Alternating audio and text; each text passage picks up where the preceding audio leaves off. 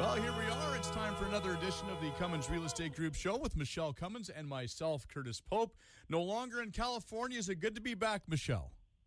It is, and I've been loving just hunkering down and loving this weather's been amazing and just being home, and I miss my cat, BB, and I miss Richard too.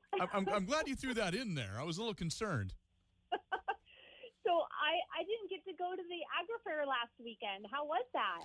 It was hot. It was real warm. It was dusty, but it was a good time. We had good crowds out all weekend, and it was just kind of fun to be out in that fair atmosphere, even if it was 35, 36 degrees and hot and dusty. And I got a pretty good farmer's tan going now. Now it's rained out, hasn't it, in the past? For a long time now. No, we did have, I think, we had a bit of rain a few years ago, but no, we're usually pretty good for Agri Fair. Now, the P&E, on the other hand, that's when the rain starts. Yes, that time of year. So what was your favorite? Did something stand out this weekend, last weekend, this year? Did anything happen that's like, oh, my gosh? The Demolition Derby is always fun, and the fact that you don't enter a car in that surprises me. So that was always a lot of fun to watch. I enjoyed that. Tim and the Glory Boys, they performed on Sunday night, and they're just a fantastic country act, and they put on an amazing show. Oh, I'm so sad I missed it. Well, maybe I'll bring my dirt bike. My new dirt bike I got next year. Oh, now you get a dirt bike. Well, I really think you should put a Demolition Derby car together. I could see you doing that. Motocross Debbie. Yeah, I would love that. I could put the Cummins Real Estate Group all over it. Exactly. Okay, that'll be the next thing. We do. Well, in the past, they used to do these VIP celebrity demo derbies, like a shorter race, they don't do the figure eight because they don't want us killing each other, but we just do the circle around the track, and I've won it twice. Oh, that is so cool. Are they going to do that again? There's been rumors they might bring it back next year.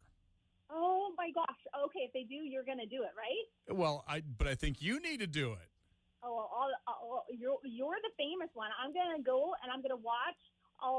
You'll have to have a GoPro on your vehicle. That would be fun. Yeah, that would be fun. I'm not going to go up against you. You're a winner. I've only won 2 out of the 4 times I've raced. Oh, that's pretty good. That's pretty good. 50-50. That's good. It is an absolute blast. Everybody should have a chance to do it. I'm telling you. Oh yeah, I'm there. Just let me know when they confirm it for next year. I will do so. So today we're talking about real estate statistics. I figured being the first weekend of the month, we were probably going to go there. Yes, you're right. You are so smart. And it's August 6th, and right in the heart of summer. And right in the heart of everything happening, as far as the market, people away on vacation. The market has shifted a lot since February and quite drastically even from June to July. And so the release is that the sales slide for 4th straight month as rising interest rates put brakes on Fraser Valley real estate market. And on our second segment today, we have a mortgage specialist who it has come into our call today, and we are going to talk to Faisal Waheed from Dominion Lending. And he is going to give us some hope to the end of the tunnel, light to the end of the tunnel. And it could be hope, too. We'll take hope. Hope is a good thing, too. Light, hope, exactly. And so he's going to shed some light on that, which will be really nice. So definitely stay tuned after our break. But moving forward, this will go hand in hand with what he has to say. So from the Fraser Valley Real Estate Board, the news release is that in July, the board did process through the MLS system a decrease of 22.5% of lists of sales from the previous month and 50.5% drop compared to July of last year. There is just such less sales, and it seems so drastic, and 50%, more than 50% from last year is a lot less sales. So when the province was still in acute pandemic mode, that is how much we've gone down. So July, the new listings, though, is a decrease of 28.4% compared to last month, June, that is, from July, and a decrease of 1.9% compared to July of last year. So the weaker demand resulted in prices dropping for the fourth consecutive month, most notably for detached homes, which ended the month with a benchmark price of just under 600,000, down 3.5% from the last month, and by 10.2% since peaking in March at 1,776,700. So combined properties, benchmark prices are still up year over year by 18.1%. Although if you're a seller today, all you could think of is what you could have made before the shift in the market. But you have to know that you're still a lot higher than you would have been a year ago. And by the stats of detached homes, combined actually, not just detached, is 18.1% higher. So that's good. So it is quoted. Sandra Benz is the president at our real estate board this year, and she says, it is important to keep in mind that real estate is and always will be an asset with considerable upside over the long term. And as prices come down from the highs of recent months, there are opportunities for buyers who have been waiting to re-enter the market and shop for the right property. And when I look at a stat from this whole package, which you can find on my homepage, michellecummins.ca, just scroll down and you'll see the stats. You'll see every month's stats there, which you can fully look at. And on the graph, it shows what kind of market we're in. It is definitely in the lower end in the buyer's market. When I say lower end, the graph starts at the seller's market, goes to balanced market, and then there's the buyer's market. And we are down into that market. So single-family detached prices overall in the Fraser Valley, currently $1.6 million. Townhouses overall, Fraser Valley is at $876,500, and condos, apartments, are at $553,400. So going into municipality by municipality, Abbotsford, where our great radio station's at, is detached homes, benchmark price, $1,313,700, and that is up 15.5% from last year. It's down 4.3% from June. Townhouses in Abbotsford are at $746,600. That's up 30.2% still from last year, but down a modest 2.2% from the month before. Apartments are at $471,600. That's up 29.1% still from last year, and a down modest 2.4% from the previous month. In Mission, detached benchmark prices are at $1,073,600, and that is still up 11.8% from last year and down 4.4% from the month before. Townhouses are at $760,300. That's up 27.1% still from last year and down only 0.3% from the month before. Apartments are at $495,000, and that's up 31.2% from last year and actually up from June at 0.1%. And then White Rock, South Surrey detached benchmark prices are at $2,011,800, and that's up 18.2% from last year, and it's down 2% from the month before. Townhouses at $960,900, that's up 18.4% from last year, and down only 2.3% from the month before. Apartments at $620,000, that's up 20.2% from last year, and down 3.1% from the month before. And then Langley, detached benchmark prices, $1,720,700, and that's up 16.2% from last year, and down 3.9% from the month before. Townhouses at $925,300, up 28% from last year, and down 1.4% from June. Apartments, $622,500, up 22.1% from last year, down 2.2% from June. Delta, North Delta. Okay, benchmark prices. Detached homes, $1,412,500, and that's up 13% from last year, down 7% from the month before. That's so far the biggest drop in detached month over month in a municipality. Townhouses, $942,000, up 19.3% from last year and down 3.1% from the month before. And apartments, $593,000, up 26.2% still from last year, but down 4.3% from June. And then Surrey, so combined, all of Surrey, except for the South Surrey, White Rock area, is detached benchmark prices at $1,732,800, up 19.7% from last year, down 2.8% from the month before. Townhouses at $884,400, up 19.5% from last year, and down 2.2% from the month before. And apartments at $541,300, up 18.6% from last year and down 3.3% from the month before. The other graph I wanted to point out in this whole stats package is that when you look overall for benchmark prices for detached homes in the Fraser Valley, it's actually gone down since the peak that we had in the start of February. It's down about $400,000. So the graph shows at 1.9 million, and it's down at 1.5 million right now. So that's a big drastic when you look at that. But when you look at overall from last year, we're rocking it. We're still doing great. And you know what? Faisal's going to give us some insight about what's going to probably happen next year and what's happening with housing, the housing crisis, affordability, but also housing for people, for us Canadians, and for immigration growth and everything. So we're going to look at that later. All right, so we should probably take a break now. Michele, if people want to have a look at these stats and the graphs and all the fun stuff, where can they go? MicheleCummins.ca. We are back with more right after this. And we are back with segment number 2 of the Cummins Real Estate Group show with Michele Cummins, of course, local rock star realtor, and myself, Curtis Pope. Now, we have a special guest that Michele alluded to earlier, and normally Michele does these big, elaborate intros. And she said, Curtis, I'm going to have you do the introduction this week. Problem was, I forgot to do my homework, and I got busy at work and haven't been able to do much in the way of research. So we are joined by Faisal Waheed. Now, could you maybe help me out and tell me a little bit about yourself and how you got into being a mortgage specialist and things like that? Yes. Hi. Thank you for giving me the opportunity. So, my name is Faisal Waheed, and I'm a mortgage broker for the last 7 years now for Dominion Lending. And basically, I'm based in Abbotsford. I live in Abbotsford. So I have 3 offices, one in Abbotsford, one in Langley, and one in Surrey.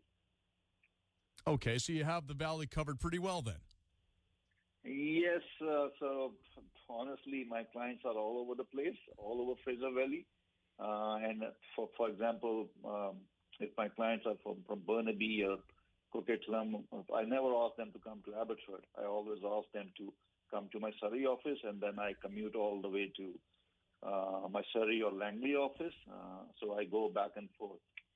You put some miles in the vehicle. Yeah, a lot of them. So what do you think about interest rates in the increase? Why the Bank of Canada would do this? What do you think?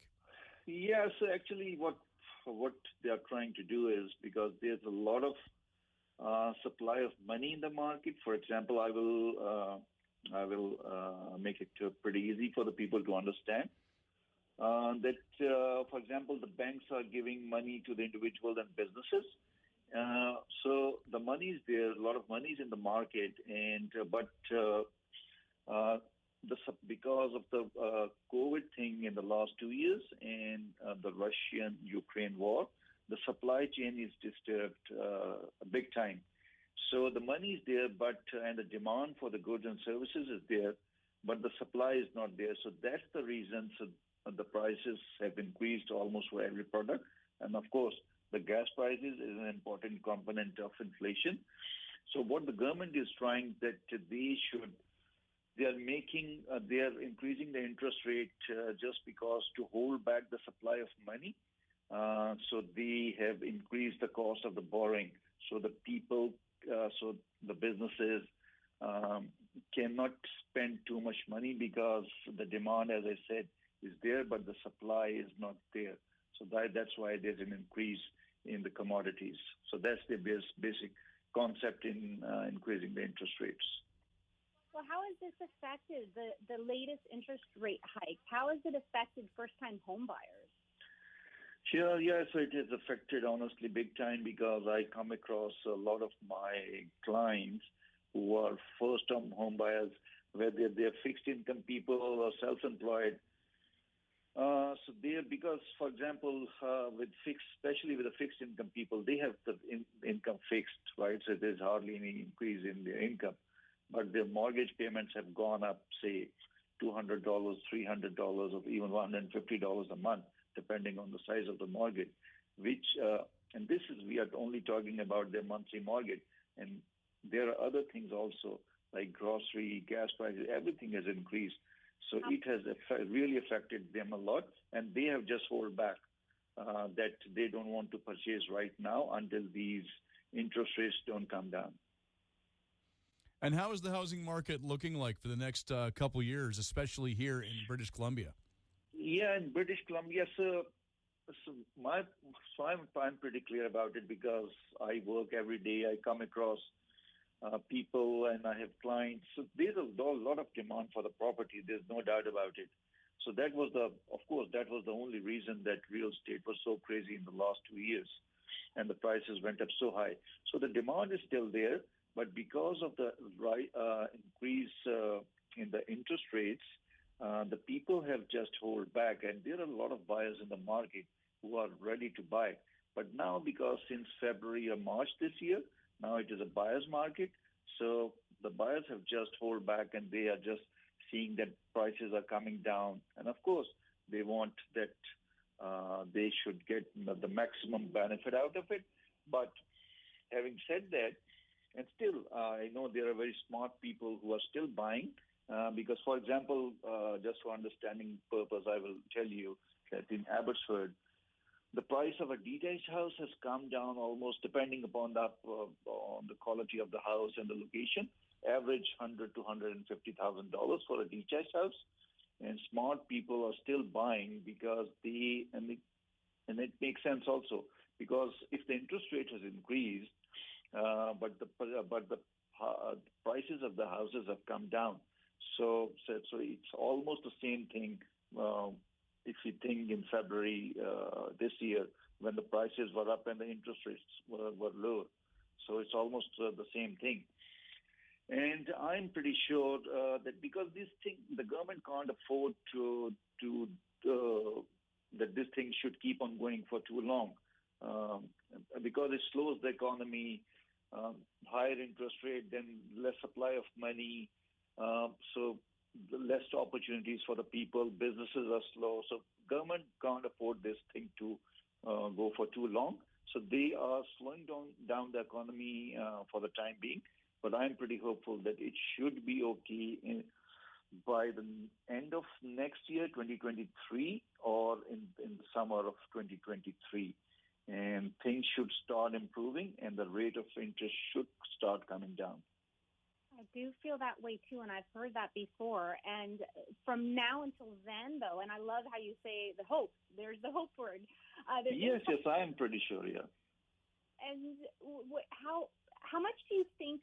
How much more do you think the interest rates will go up from now until it starts balancing out?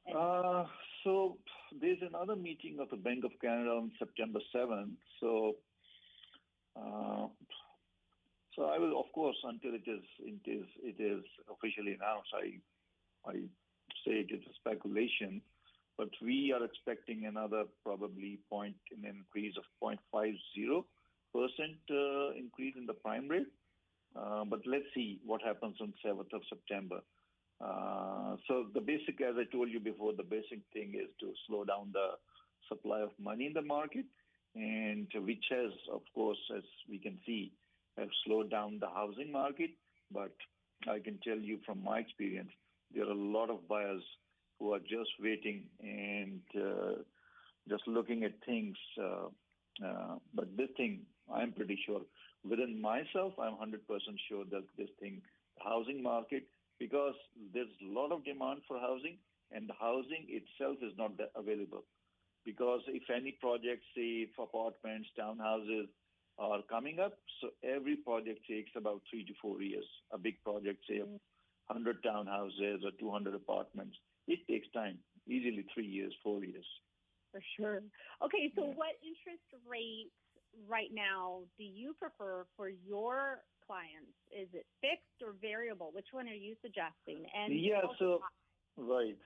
A very good question, and it's a very basic question, and most of people, while they are getting a mortgage, so they don't know what to choose, and unfortunately, most of the mortgage brokers, when they are getting the paperwork signed, they don't explain what is the difference and what are the advantages and disadvantages of a fixed or variable rate. So, personally, this is my personal opinion, and this I recommend to my clients, and then it's all up to them that whether they want to take a fixed rate or a variable rate. But I am a fan of a variable rate. In the last 2 years, I haven't done a single mortgage with a fixed rate. And the simple reason for that one is, which most people don't know, that if they get a fixed rate, of course, they are liable or they are bound for a term of 5 years, whatever term they are taking. Mostly people take 5-year term, so they are bound. And almost this is an official stat that around 65 to 70% of the people, they break their term, mortgage term, for some reason. They want to refinance it or they want to sell the property. But so the thing is that when you break a mortgage term with a fixed rate, so the penalty amount is pretty high, which a lot of people don't know. And one thing I will suggest to people, that while they are doing the mortgage and signing the paper, so they should ask their mortgage broker that if they break their term at some point of time, so what will be the penalty amount? And with a variable rate, the biggest advantage is that and the variable rate is always, or most of the time, still there's a gap of variable rate is 1% less than the fixed rate. And the other thing, two advantages with the variable rate is, once you get the variable rate, you can always change it to a fixed rate just over a phone call without any penalty, nothing. And the second thing is the penalty amount. We know exactly the penalty amount upfront when we take a mortgage for a client. It's 3 months of interest penalty. For example, if a mortgage payment is $2,000 a month, and one out of that $2,000, $1,000 is an interest amount and $1,000 is the principal amount. So straight away, we can easily figure out that whenever they break their term, during the 5-year actual term period, so the penalty amount will be $3,000. So yeah, I'm a big fan of variable rate. Me too, and that's such great insight and advice, and thank you so much for that. And we're short on time, so we have to go, but that was very insightful. Thank you so much. No, thank you very much. Thank you very much for giving me the opportunity. Absolutely. And I wanted to mention, of course, a new listing and some open houses. There is number 57, love the number 7, and it's priced at $697,700. You can have a single-family rancher, all one level, and it's got a single garage. It's got a private backyard, and it's in a gated community that has an in-ground indoor pool and jacuzzi and sauna. And you have access to the Harrison River. It's amazing, and it's in Tapadera Estates. That is a hot new listing. And then I've got an open house extravaganza that I'm doing with a few other amazing colleagues of mine who have listings around my listing up at Nixon Road. That is in the eastern hillside of Chilliwack at the Falls Golf Course. And guess what? We are giving away $50,000 to any buyer who comes through my open house specifically for my listing. That $50,000 could help you with that purchase tax. So that's the bonus to the buyer. And also, we're all as a group giving away a gift card to those who come to all 3 of the open houses. So just go on my Facebook page. You will see that open house extravaganza happening at the Falls Golf Course, the community around there. And you will also see other open houses that I'm having this weekend. And then there's another hot new listing with amazing Fraser River views and mountain views. And it's a large rancher with a walkout basement. It's gorgeous. It's only $1.5 million. And it's a really new home. It still has all its warranties pretty much. So find out more information on my website. And then, contact me for around my land assembly I have in Chilliwack as well, which is a great opportunity for developers or investors. Yeah. And Faisal, can you end our show this week with a quote? Yeah, absolutely, I will. And I will also share my phone number if some of your viewers have any questions. So my phone number is 604-807-6428. If anybody has any questions, please do let me know. And one of my favorite quotes, which we go through almost every day, is that doubt kills more dreams than failure ever will. Nice. Very true. Very true indeed. Yeah. Well, thank you very much for that quote, sir. Thank you, Curtis. Thank you, Michele. Thank you for giving me the opportunity. All right, Michele, if people want more information about what you do as a realtor and to see your open houses and your listings and all that fun stuff, where can they go? MicheleCummins.ca.